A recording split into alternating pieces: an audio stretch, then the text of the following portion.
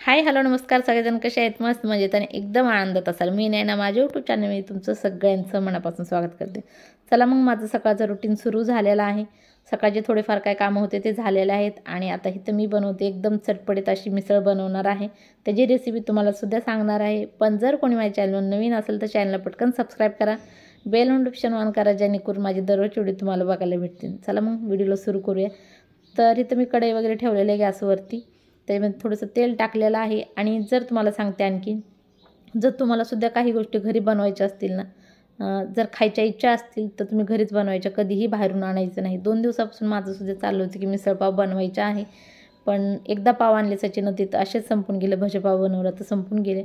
आता भज्याचं पीठ मी आधीच मळून ठेवलं होतं आणि त्याचासुद्धा व्हिडिओ दिलेला आहे मी, जर तुम्ही बघितला असेल नक्की बघा। आणि नंतर मग आता दुसऱ्यांदा वापस पाव आणले तर म्हटलं चला मिसळपाव बनवते।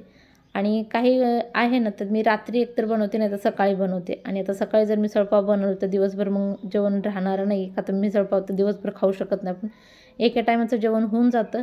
पण शिवाय डब्बा वगैरेचं द्यायचं असलं तर मिसळपाव कसा टिफिनला देणार आहे की नाही, त्याच्यासाठी मग मी म्हटलं होतं की भाजी चपाती पण बनवेल, पण स्नेहाला आज टिफिन न्यायचंच नव्हतं तर म्हटलं चला मिसळपाव बनवते जेणेकरून सगळ्यांचं जेवण वगैरे होऊन जाईल।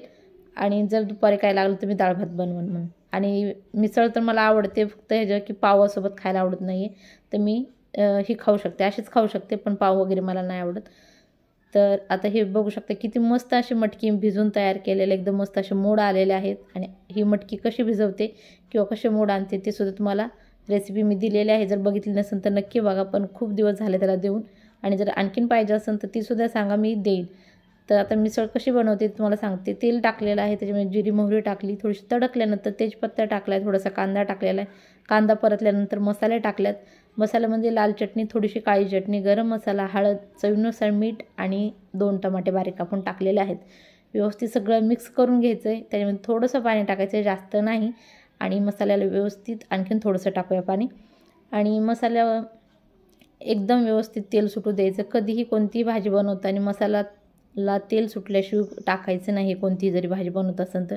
त्याने काय होतं, भाजीला चांगली चव येते आणि तरी वगैरे सुद्धा मस्त येते आणि छान लागते अशी भाजी तेल सुटलेली। आणि डायरेक्ट आपण सगळा मसाला मिक्स करायचा आणि पटकन जर टाकलं ना तर ती भाजी चांगलीशी चविष्ट लागत नाही आहे, ठीक आहे, त्याच्यासाठी। आणि मटकी टाकलेल्या व्यवस्थित धुवून आता व्यवस्थित मिक्स करायची आहे आणि 5 ते 10 मिनटं कमी गॅसवर झाकून ठेवायची।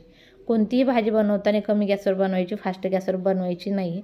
आणि आणखीन एक तुम्हाला सांगेन ते म्हणजे की जरी काही तुम्हाला कोणत्याही काय खायचं असेल ना, कोणतेही पदार्थ म्हणा, जसे की शेवपुरी म्हणा, पाणीपुरी म्हणा, मिसळपाव म्हणा किंवा दुसऱ्या आणखीन कचोरी वगैरे म्हणा, तर हे सगळं काय करायचं, पदार्थ घरी बनवायचे, बाहेरून आणायचे नाही आहेत। एकतर आणखीन काय होतं ना, बाहेरून आणले की ते पदार्थ व्यवस्थित एकतर पुरत बी नाहीत, खूप जास्त पैसे पण जातात।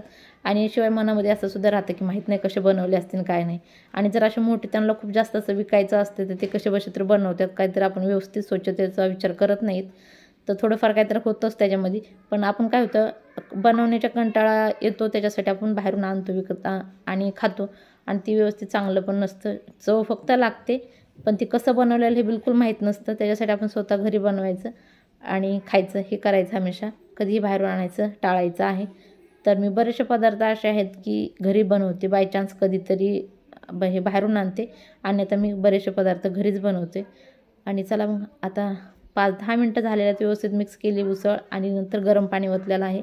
आणि भाज्या बनवताना कोणत्याही भाज्या, तर कोणतीही रश्श्याची जर भाजी बनवायची असेल ना तुम्हाला, कालवण बनवायचं असेल पातळ वगैरे, तर त्याच्यामध्ये गरमच पाणी टाकायचं, कधीही थंड पाणी टाकायचं नाही। थंड पाणी टाकतो ना डायरेक्टली त्याची चव निघून जाते। गावाला सुद्धा माहिती आहे काय करतात, चुलीवरती मस्तपैकी कोणतंही भाजी बनवून शिजायला ठेवतात, कालवण वगैरे शिजायला ठेवतात, त्याच्यावर ताट ठेवतात, त्याच्यावर पाणी टाकतात आणि गरम पाणी टाकलं झालं की मस्तपैकी त्याच्यामध्ये ओततात, तर त्या भाजीची चव इतकी मस्त लागते ना। बऱ्याच जणांनी खाल्ली असेल गावाला कोणी भाजी डाळ वगैरे काही बनवलेली ना, त्या डाळीची वरी खरंच खूप जास्त अशी चव लागते। आपण काय करतो, पटापट करण्यासाठी मस्तपैकी गरम पाणी ओततो आणि भाजीची सगळी चव घालून टाकतो, तर चांगली लागत नाही तशी कोणतंही म्हणा भाजी। त्याच्यासाठी गरमच पाणी ओतायचं, थोडा उशीर लागू द्या, पण गरम पाणी जर ओतलं ना तर भाजी पटकन शिजते सुद्धा। आणि थंड पाणी ओतल्यानंतर शिजायला सुद्धा, उकळी यायला सुद्धा बराच वेळ लागतो त्याच्यासाठी। तर चला मला पाणी ओतायचं होतं, थोडं ओतलं, मी शेंगदाण्याचं कूट टाकलेलं आहे, व्यवस्थित 5 मिनटं उकळू दिलं आहे। नंतर मग स्नेहाला थोडंसं मीठ कमी वाटतं आहे, तर स्नेहा आणखीन थोडंसं मीठ टाकलं ह्याच्यामध्ये, तिला मिठाचं खूप जास्त कळतं। आणि सचिनला सांगितलं की थोडासा कांदा कापा 1-2, म्हटलं जेणेकरून तुम्ही वरतून टाकून खाचा, मी इथं बटर लावून मस्तपैकी पाव गरम केलेला आहेत. आणि शिवाय आणखीन पावाचं सांगते, जर पाव शिळे असतील तर पावाचे तुकडे होतात. एकदम असं छोटे छोटे कट जर आपण केला ना समजा की तुकडे होतील, तर समजायचं की ती शिळे पाव आहेत. आणि ताजे जर पाव असतील ना तर ते तुटत नाही आहेत, असं आहे. तर शिळे पाव नव्हते, ताजेच पाव होते, पण घरी आणून 1 दिवस झाले म्हणून शिळे झाले होते. तर म्हटलं जाऊ चला न कट करतात मी असेच गरम करते थोडंसं बटर लावून. आणि आता स्नेहासुद्धा जेवण वगैरे करून परत ती जाईल, सचिनसुद्धा जेवण करते, तयार होऊन जातील. आणि जर तुम्हालासुद्धा अशी मिसळ बनवायची असेल तर तुम्हीसुद्धा नक्की ट्राय करा आणि कोणतेही पदार्थ घरी बनवण्याचा प्रयत्न करा. आणि शिवाय काय होईल, तुमचीसुद्धा जेवण बनवण्याची प्रॅक्टिस होईल, बरेचसे पदार्थ तुम्हालासुद्धा नवीन नवीन येतील आणि मस्तपैकी तुमच्या हाताची चवसुद्धा सगळ्यांना समजेल, घरच्यांना. आणि कधी पण माणसाच्या म्हणतात ना, मनामध्ये उतरण्यापासून जेवणापासूनच माणूस जातं.